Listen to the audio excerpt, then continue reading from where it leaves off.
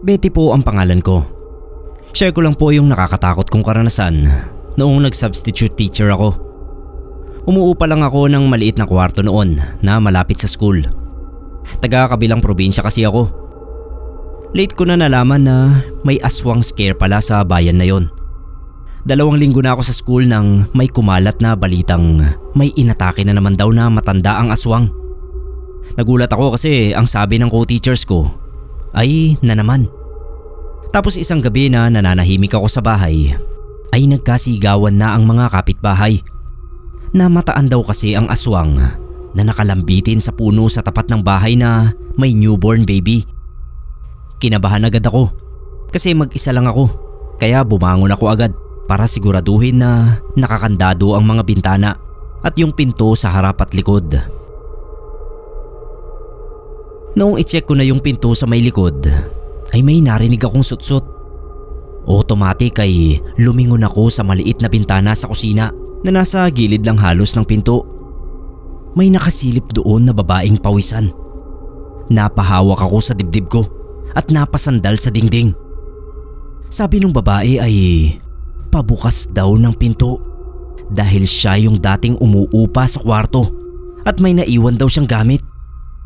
Iling lang ako ng iling at naluluha na. Nilusot niya yung kamay niya sa bintana at pilit inaabot ang pinto. Napansin ko na pawisang-pawisan talaga siya at putikan pa yung kamay. Napaiyak na lang ako noon pero nakuha ko pa yung tambo sa gilid at hinampas siya sa kamay. Naging agresibo bigla yung babae at inalog yung grills ng bintana. Buksan ko na raw ang pinto. Sa part na yon ay nakasadsad na lang ako sa sahig at umiiyak. Hindi ko na alam ang gagawin ko. Sobra na akong natataranta. Umalis yung babae at akala ko ay nawala na siya. Yun pala ay lumipat siya sa mismong pinto at pilit niya yung binubuksan. Papasukin ko na raw siya. Hindi ko na alam kung saan ako kumuha ng lakas para sumigaw ng saklolo. Biglang sumilip uli yung babae sa bintana at galit na nagdudura. Dinuduraan niya ako pero hindi makaabot sa akin. Minura niya ako at binantaan na babalikan. Pagkaalis noong babae ay narinig ko yung sigawan ng mga kapitbahay. Kinabukasan ay umalis kaagad ako ng kwartong yon. Nakiusap ako sa co-teachers ko na kung maaari ay makituloy muna sa isa sa kanila dahil sa takot ko nga sa banta noong babae. Buti na lang at pumayag din sila. Dahil ng mga sumunod na araw ay napabalita na naman daw yung aswang na umaaligid sa dati kong inuupahan.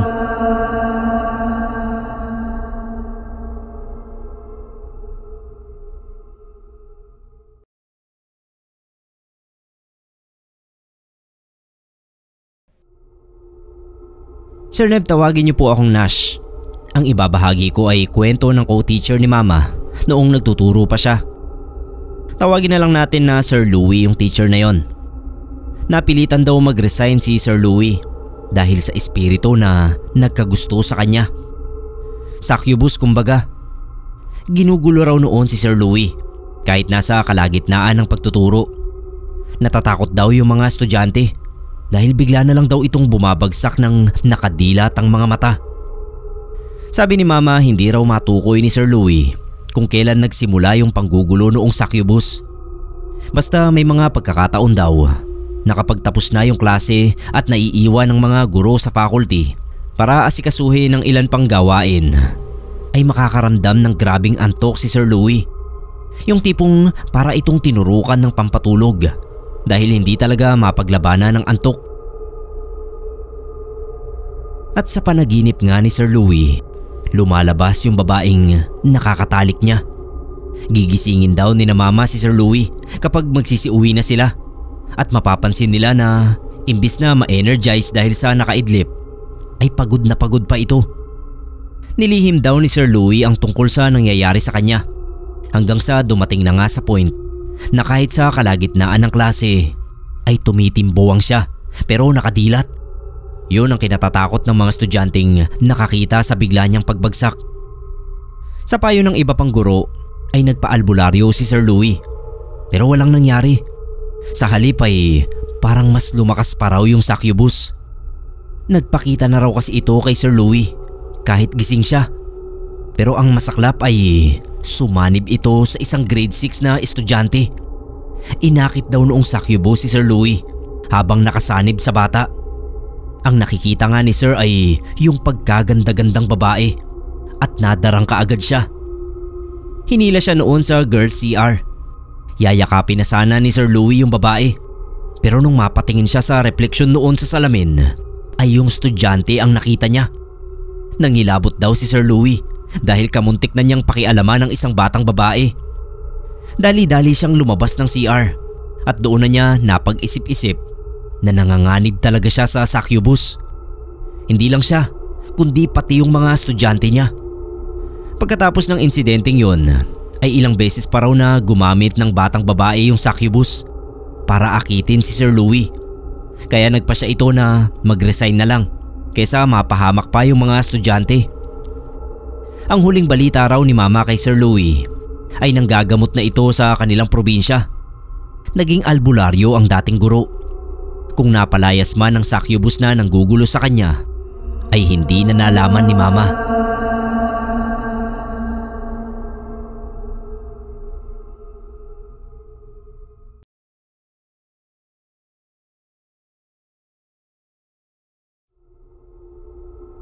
Magandang umaga po, Sir Neb. Ako nga pala si Kiko. Kwento ko lang yung karanasan ng pinsan kong si Bea na isang teacher sa kolehiyo. Matalino yun si Bea. Sa edad niyang 23 ay nagtuturo na nga siya sa kolehiyo. Kasing edaran niya halos ang mga estudyante niya at yung iba ay mas matanda pa sa kanya. Kabilang sa mga naturuan niya ay isang irregular student na si Garrett. Si Garrett ay pumoporma noon kay Bea. Pero syempre umiiwas ang pinsan ko dahil alam niyang bawal yon. Kaso ay makulit si Garrett at umabot sa punto na tumigil siya sa pag-aaral. Mapasagot lang si Bea. Pero syempre ayaw pa rin sa kanya ng pinsan ko. May bakla pala na nagbibigay ng pera kay Garrett. Si Abelardo o Yesa. Siya ang nagpapaaral sa lalaking yon. At nang malaman niya na huminto sa pag-aaral si Garrett, ay si Bea ang pinag-initan niya. Ewan namin kung anong nasa utak ni Abelardo at si Bea ang tinarantado niya imbis na si Garrett. Sir Neb, pinakulam ni Abelardo si Bea hanggang sa hindi na siya makapagturo. Naging bedridden siya dahil ang sinasabi ng mga doktor na problema ay sa utak ni Bea. May brain cancer daw siya. Pero sa kwento ni na tita, minsan ay nadaratnan nilang umiiyak si Bea dahil may hindi kilalang tao raw na pumapasok sa kwarto niya. At sa pakiramdam din nila tita sa bahay nila, parang may nagmamasid sa bawat ginagawa nila, lalo na tuwing gabi. Madalas din daw na may maliliit na langaw sa kwarto ni Bea kahit wala namang mapapasukan ng mga yon. Yung alagang pusa ni Bea ay ayaw nang tumabi sa kanya o pumasok man lang sa kanyang kwarto. Kapag daw papasok ito ay mapapahinto sa pintuan at ginagala yung paningin sa buong kwarto na parabang may sinusundan ng tingin. Dahil sa mga kakaibang nangyayari sa bahay nila at kay Bea mismo, ay pinaalbularyo na siya. Nalaman nga nila tita na kinukulam si Bea, pero wala pa silang clue noon kung sino ang gumagawa noon. Hindi pinaghinalaan ni Bea si Garrett dahil sa tingin niya ay wala naman siyang kasalanan dito. Pero nabulabog yata si Garrett dahil sa pagtatawas, dahil kinabukasan ay dumating ito sa bahay nila at nagsumbong na si Abelardo ang nagpapakulam kay Bea. Dahil sa impormasyon na binigay niya ay madaling nagamot at napagaling si Bea. Ang sabi ni Bea ay nagpakalayo-layo raw si Garrett at tinakasan si Abelardo. At sobrang instant ng karma sa baklang yun. Yun ay dahil na hold up siya at binaril pa ng mga hold upper.